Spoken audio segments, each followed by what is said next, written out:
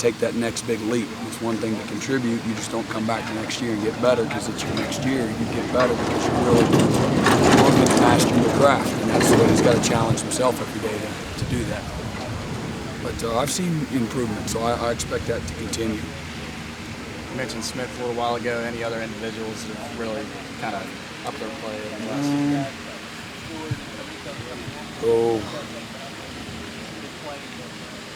I don't know. Not. Carico is a lot further ahead than he was in the spring. Tig Willard has been incredibly consistent, and Quamden has really stepped up his competitiveness heading into the fall. And so there's probably a number of them, but those guys in particular, I think that Tavares can help us defensive end, and just got to get some weight on Vic Beasley, and you can have close to 4 guys that can play for you. What have you seen out of your cornerbacks? Oh, they've been consistent. Again, we're not deep there. Really, we need, we got to, we're thin there. So, but I've liked the way they've competed, and I've played up to good ball skills, and they got good speed, good awareness, good instincts. Really, fight for the ball in position and get off the block. So, I'm pleased with them. You've probably been asked this a couple of times, but I've not been in presence when you have. But given the level of talent that you were used to for more than a decade, does this compare favorably, exceed what you're used to? I would just say I don't want to really compare. It just never comes off right. So I think we got plenty of talent and plenty of talent to play. Good defense and chance to be great defense if our guys want to continue to invest and work and be tough and be accountable. At any level? Be competitive at any level in this game? Sure, yeah. It's all relative to who you're playing to me, so, who's on the schedule, you know what I mean? Did evaluating talent play at all into your ultimate decision that Clemson might be a good place to be because you'd have things to work with, something to start? Well, I know they won the ACC and played in the Orange Bowl, so that doesn't happen just by luck. You don't just luck into it or just outscore everybody.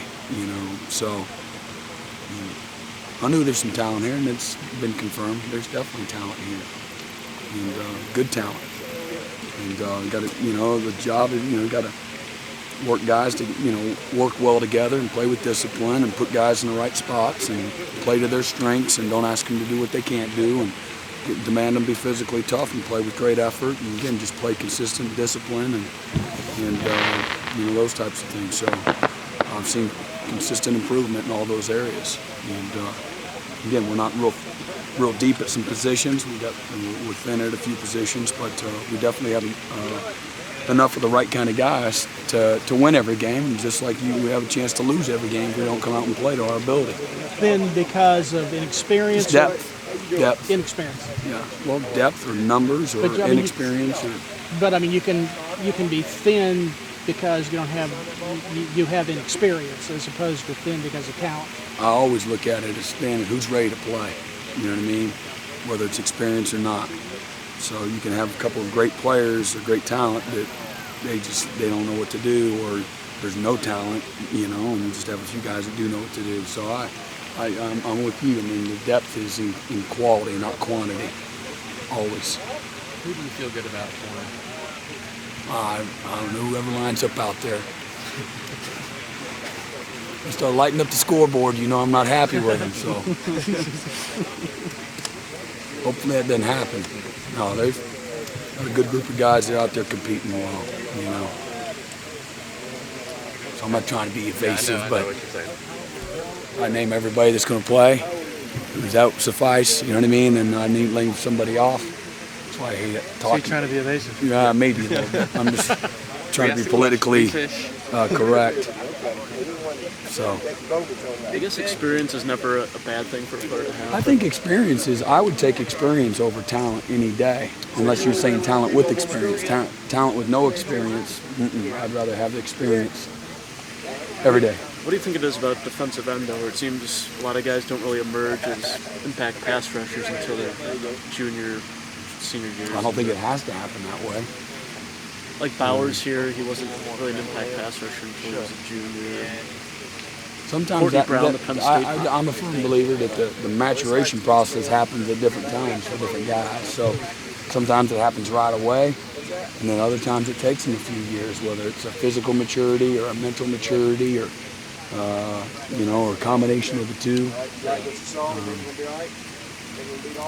Just thinking about Corey Crawford and Malachi and guys like that. Corey played. When I think he played okay.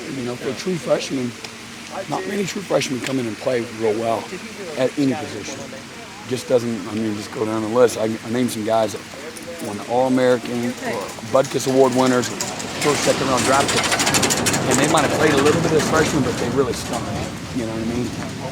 And then they played a little bit better as sophomores, and then they played dynamite juniors and years. Guys that were high-end guys. But most freshmen don't play real well as freshmen. Not. Sammy Watkins was a freak. Adrian Peterson was a freak. Tommy Harris was a freak. And then that list from me, guys I've been around, kind of cuts off right there. Yeah.